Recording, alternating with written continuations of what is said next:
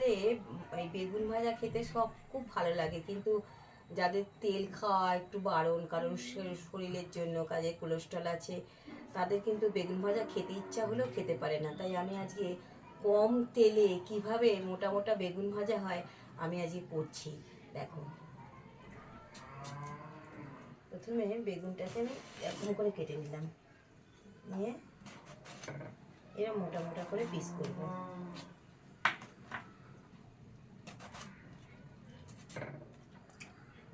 বেগুন ভাজা খেতে ভালো লাগে, কিন্তু তেলের জন্য খেতে পারা যায় না। বেগুনটাকে ভালো করে এবার একটু ধুয়ে নেব।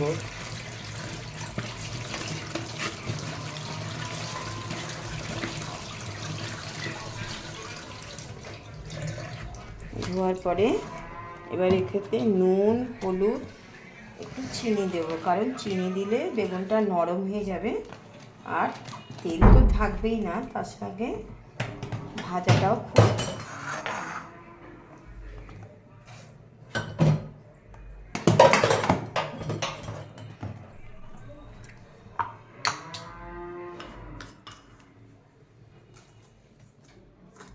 কিছুটা নুন দিয়ে দিলাম, কিছুটা হলুদ দিয়ে দিলাম,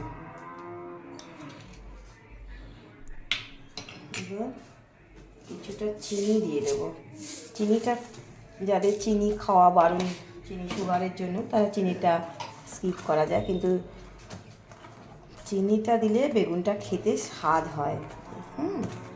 আর নাহলে একটু সুগার ফ্রি যারা থাকে ওর দিয়ে দিলেও চিনিটা, বেগুনটা একটু মিষ্টি মিষ্টি লাগে।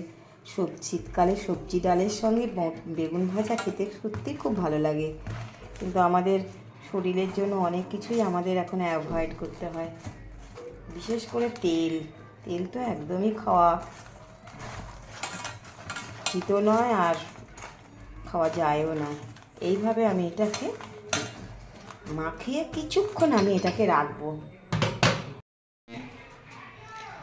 আমার এতে ময়দা বা বেসন দিয়ে করা হয়, কিন্তু ময়দাটা তো ভীষণ ক্ষতি হয়, আর বেসনও তো অনেক নেই আসে না। আমার ঘরে আমি সাদা গমের আটা থাকে, আমি যত ভাজা ঠাজা খেতে হয় আমি গমের আটা দিয়েই করি।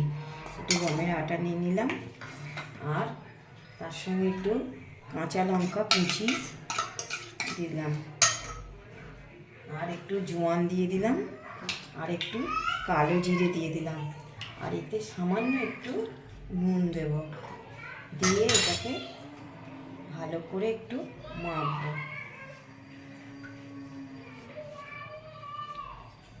মেখে এইভাবে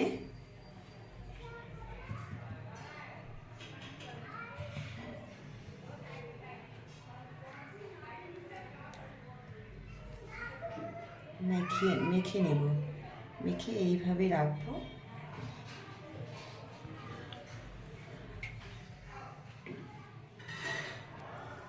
এবার ঝেড়ে নেব, মেখে না এরকম ঝেড়ে নেব,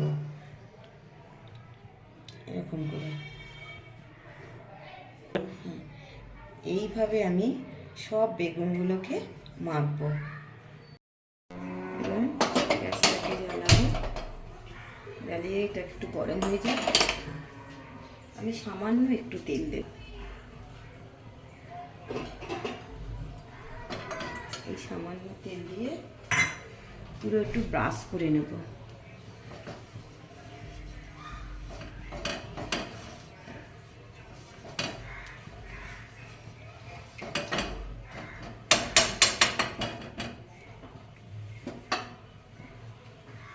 এটা গরম হোক। এবার বেগুনগুলোকে আমি পরপর এরম দিয়ে দেব। এইগুলো যতটা পারবে একটু ঝেড়ে ঝেড়ে দিলে ভালো, আর পুরো গ্যাস কিন্তু সিম থাকবে, গ্যাস কিন্তু ফ্লেম দিয়ে দিলে পুড়ে যেতে পারে, কারণ তেলটা তো কম। এবার আমি গ্যাসটাকে পুরো সিম করে পুরো ঢাকা দিয়ে দেবো। ঢাকা দিয়ে দিলে কি হয়, জিনিসটা সেদ্ধ হয়ে যায়, আর কম তেলে কাজটাও হয়। আমার তৈরি হয়ে গেছে, দেখো।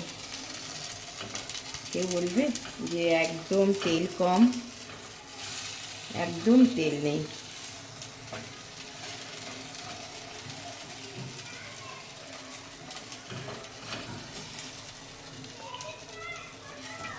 সেদ্ধও পুরো হয়ে গেছে।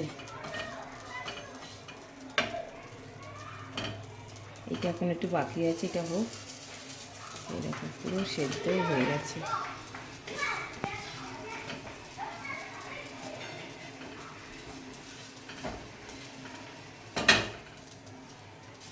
গুঁড়ো একটু দিয়ে দিই।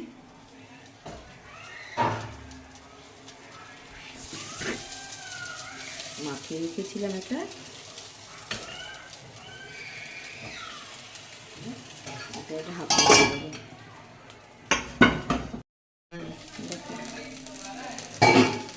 বাকি যেগুলো দিয়েছিলাম দেখো সেগুলো দেখো, ফ্রাই প্যানে কিন্তু একটুও তেল নেই, দেখো দেখেছো, একদম পুরো কোনো তেল নেই, দেখেছো?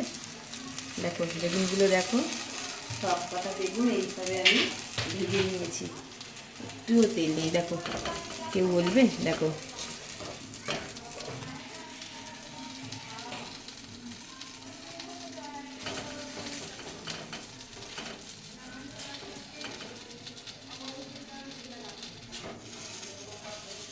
সব নরম হয়েও গেছে।